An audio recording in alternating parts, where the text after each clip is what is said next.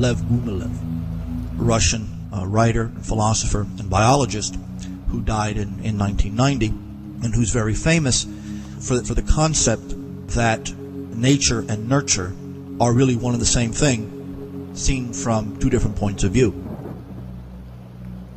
And the idea that mutual adaptation in genetics lies at the root of the ethnos, or the ethnic group. Gumilev became very famous for his connection of the ethnos, or the ethnic group, to the processes of social and genetic adaptation, both to the external environment and as well as to other groups of people within this external environment. This mutual adaptation is what creates an ethnic group. Ethnic groups are as natural as individuals are. Gumilev is important because he laid out a very rational, sort of a evolutionary and scientific approach to ethnicity, which is very hard to resist.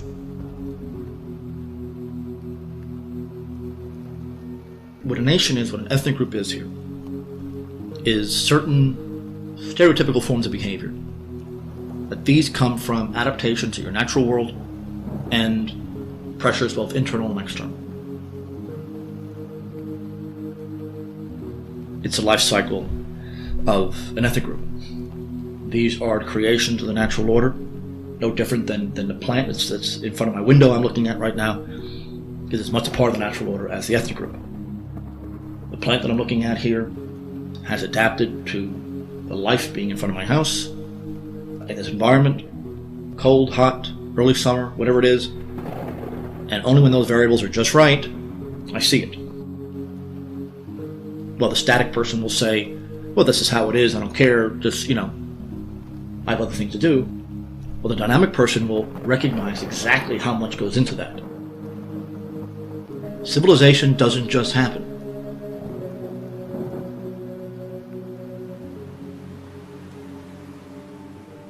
The simple biological argument is this. People decide to marry, have children. They do it, generally speaking, almost exclusively with those that are like them, speaking the same language, having the basic customs, having the typical appearance and forms of speech and morals that they're used to. Overwhelmingly, people are going to marry those who are speaking the same language and have the same customs than a complete stranger, somebody who speaks a different language with different customs. Therefore, this is the genetic basis of the ethnic group. But that's not the only thing. The other thing is how this group of families, intermarrying one with another, develop not just in that kind of internal genetic way, but also the personality traits that they develop relative to their environment. A desert environment creates a different sort of person than a frozen tundra environment like Siberia or Alaska. The jungle will create a different sort of environment than a forested mountainous region. Now, Gumilev's argument is this. The more varied the landscape, the more specific problems that the landscape demands of a group, the more they require cooperation and in-group thinking, the better the chances that a very strong, healthy ethnic group will be created. This is the absolute core of Gumilev's thinking. The most successful ethnic groups, the ethnic groups that are going to develop and thrive, are those, number one, who really stress cooperation. Society has to cooperate and has to develop a moral system that stresses cooperation in order to survive, especially when the environment is particularly hostile.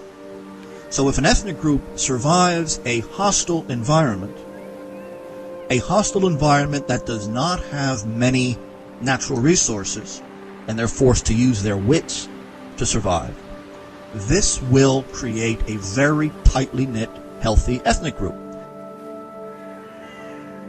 This is a classic example of how an organism has to develop in order to survive. It creates a nation. It creates something like an extended family. And this is how it survives.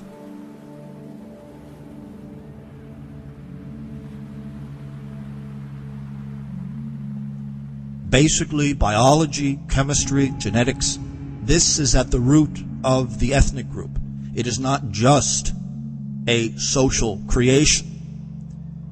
Academics, at least in my field, they have to give their occasional symbolic slogans against nationalism. And you have people like Eric Hobsbawm, who is a Jewish communist, a Jewish Marxist, who was a professor specializing in nationalism, and he invented this idea that ethnic groups are just inventions. Leaders, bureaucrats, they create the nation so as to justify their power. And that is his argument, and that has been the basic argument against nationalism for all this time. But the fact that a Jewish communist, quite the nationalist himself, by the way, when it comes to the Jews, a communist sympathized with the USSR like Hobsbawm can be considered the leader in nationalist studies is really quite frightening, and shows you how corrupt and how bad things have gotten. All of the attacks on nationalism, if you apply it to the individual, the family, will destroy that too, and there's nothing left. The individual is, as we learned with Hegel, is a product of natural development.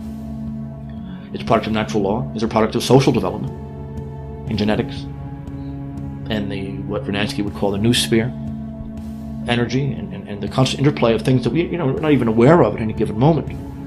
The tremendous complexity that can permit even a simple civilization to function. All of this before we can utter a word. The national reality, the nation, the ethnic group, is defined in how its parts work together.